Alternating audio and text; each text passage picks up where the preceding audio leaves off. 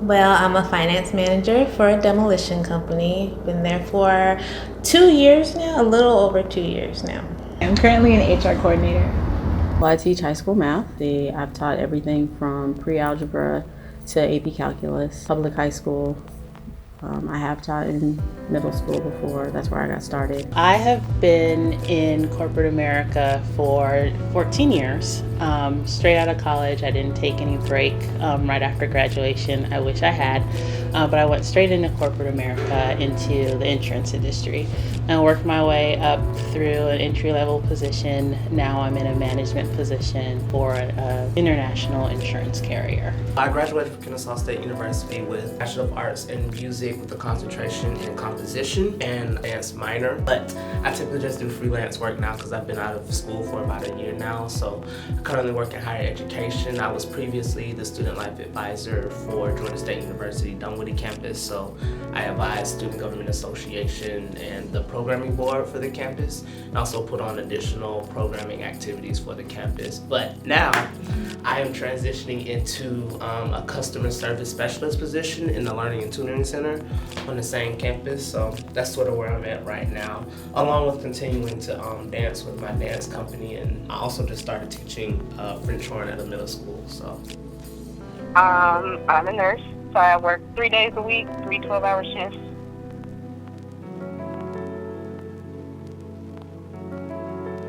It's very laid back. I am the only person of color there outside of our security guard in the office. My job atmosphere is pretty good.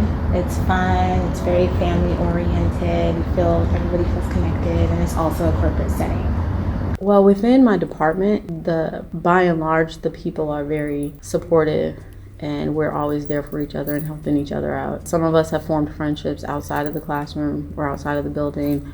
But even those of us that don't necessarily hang out outside of work hours, when we're in the building, we're still there, helping each other, whether it's to vent, whether it's to joke, whether, laugh, whether somebody's having a bad day and just being there for them. So that part's been really good. And it definitely helps when you have the trying day or just moment with a student or a parent or administration to know that you can come back to your colleagues and they're right there with you. It makes it so you can still get through the day and come back the next day. It's very much a mix of your baby boomer generation. I say the insurance industry as a whole has a lot of baby boomers in it. That industry doesn't do as well of a job of attracting the younger generation into the field as some other industries do. That's starting to change. So now you're seeing a lot of people coming into the industry, into our company in particular, because we've taken a stance of trying to bring more of the younger generation into the industry. So there's a good mix of your older boomer generation and a lot of newer, millennials in there. So there's a good mix in there. So it's an interesting balance. I would say for all of the places that I'm working at right now, it's pretty flexible. I think that's what I look for typically when I'm going for new jobs or just any job that I'm currently at. People who are flexible and understand me as a person, understand the different obligations that I have, because I tend to overcommit myself a little bit, but really just a flexible, understanding environment. And of course, just the environment of like-minded people. I find myself very hardworking and having a go-getter mentality, so I like to be around those type of people. Well, in general, my unit we kind of operate more like a family. We have a lot of good relationships with each other, and I know that I can count on them if I'm having a hard day to sort of pitch in. And at work, we're always supposed to have, as far as hair colors, it has to be a natural hair color. So they allow red, but not crimson. But other than that, they're not too restrictive about our hairstyles or anything.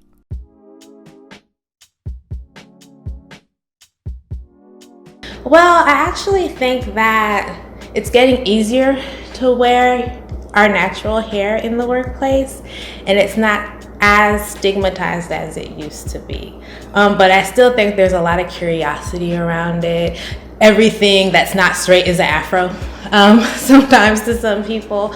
But I know I have a friend who's in corporate America, and she got faux locks, and she just went for it. And it wasn't a big deal. A lot of companies in the past have said you can't wear your hair like that. But I think that people are coming around more now, especially. When I wear my hair curly, it's not a big deal. I don't feel less professional.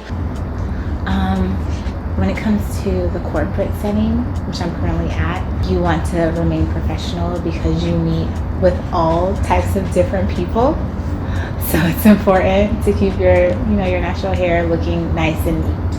Well, I think in education it's changed a lot. We're able to dress a little more casual, even though they still want you professional. So having natural hair is much more acceptable. They still kind of frown a little bit when you want to do like scarves and then head wraps and things like that. But just the overall, if you want to come in with the puffs or twist outs, things like that, it's just like, whatever. Nobody really says anything about it or gives you a look like, what you doing?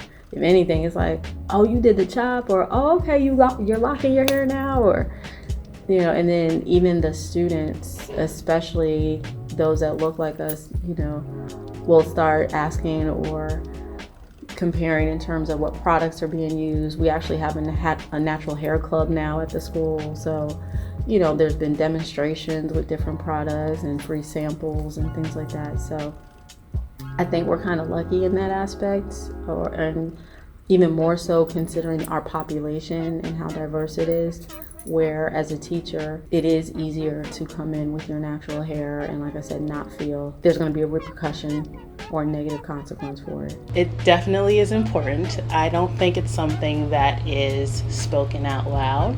It's kind of implied and inferred, especially in corporate America. They say, it's they don't discriminate, but it's kind of human nature, right?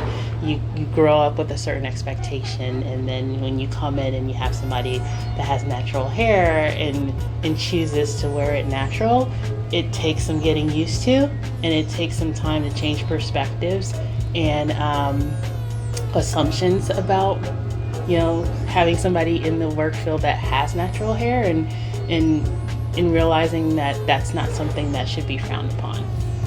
So I think it definitely matters, but I think some of the expectations that are put on us as African Americans aren't necessarily realistic. So while it's important for us to look, presentable, neat, professional, all those different things with our hair, it's also important for us to do things that are realistic with our hair, because, we can't always just slick back into a ponytail or, do some of the styles that are associated with other races and ethnicities. Like, we can't do some of that stuff. So I think we definitely need to take a look at some of the styles and presentation that are considered acceptable in the workplace. I think it's important, especially in Georgia, given that we live in the South, we tend to still encounter people who have negative stereotypes about African Americans. So I think it's important in my job specifically because we have a lot of Black women who are nurses and doctors and nurse practitioners, and a lot of them have natural hair. So I think it's good because they get to associate those type of hairstyles with professional occupations.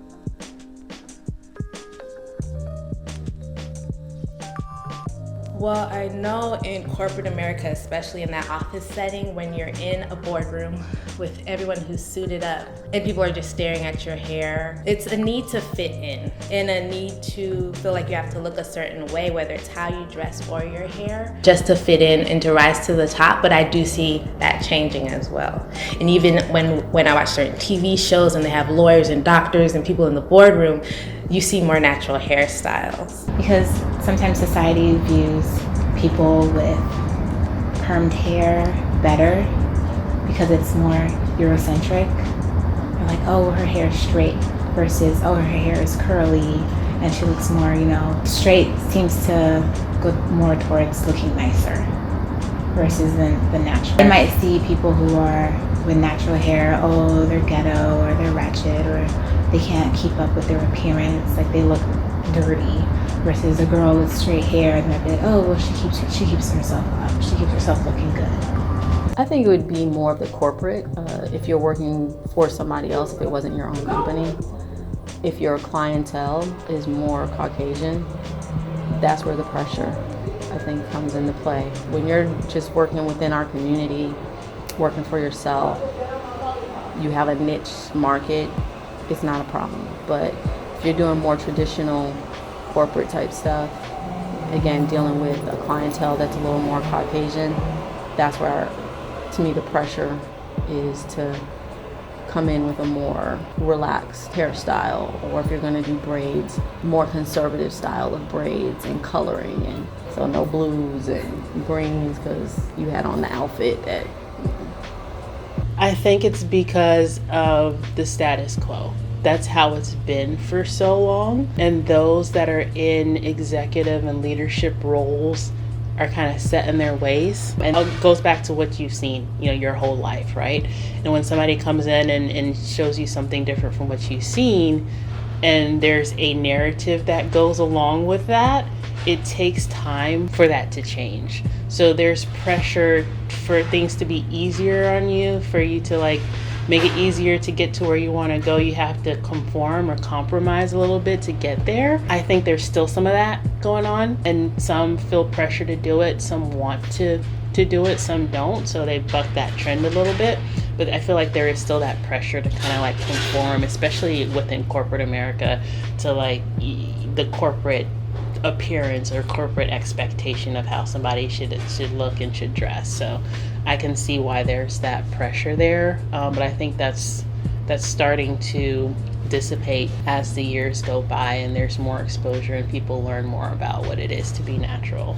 Well, if you're working at a Fortune 500 company or a company that is historically white or historically whatever, you are still around those types of people. Especially as you move higher up, you're gonna tend to see people who look like whoever started that company as you move higher up the chain. So those people tend to be stuck in very traditional ways or just ways that are different from their particular culture or demographic. So they're not going to be, I'm not even going to say not open to, but they're not going to be familiar with what professional for certain ethnicities may look like. And I'm not even going to put a label on it such as white, black, whatever. It's just a matter of there's a difference, and people who are around that consistently and don't experience different things, they're going to act a certain way, which creates that pressure. I think I see that issue coming up more for people who work in a more corporate area, because some people still associate it with it being undone, and then they therefore associate that with being unprofessional. So I think people in those type of occupations feel more pressure to maybe straighten their hair or relax their hair.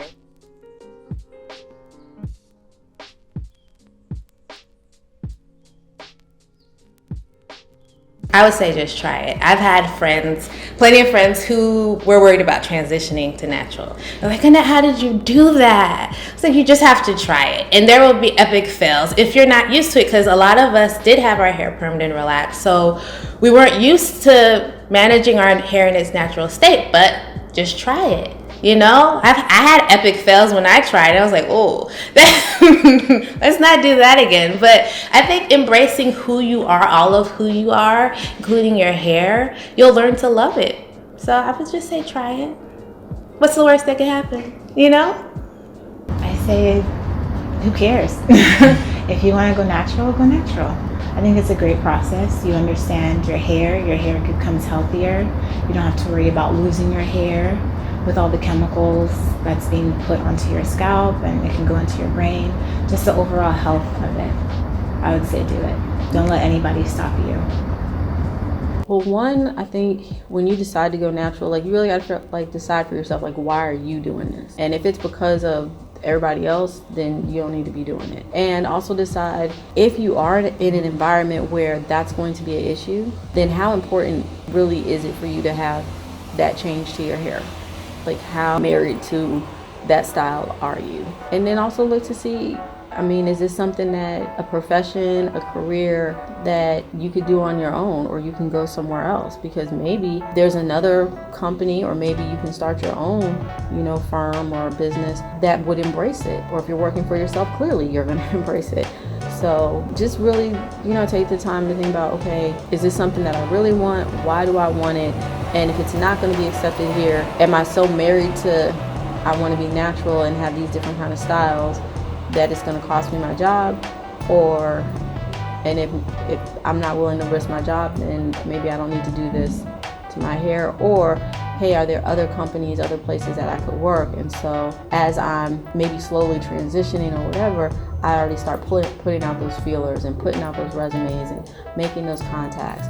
Maybe I'm already starting to work on my business and getting the business plan together, getting incorporated or LCC or whatever it is I need, starting to build the clientele, things like that. So now when you're ready to for real make that switch, you already have the stuff in place that if they want to act up, you're like, okay, I got this over here. Here my 2 weeks notice, So just, really look at, really think for yourself, like, why are you doing it? What's the intention? What's the purpose? What's the goal? And if you need to, start making those moves so you can go somewhere else that's more accepting.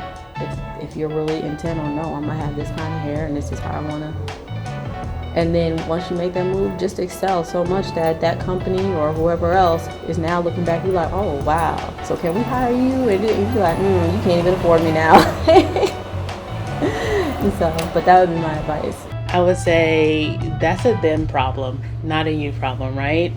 You don't want to live your life being tied to other people's expectations. I think that just puts you in a prison as that individual. Like, if you want to go natural, go natural. Like, if somebody doesn't accept it, that's on them. That's not on you.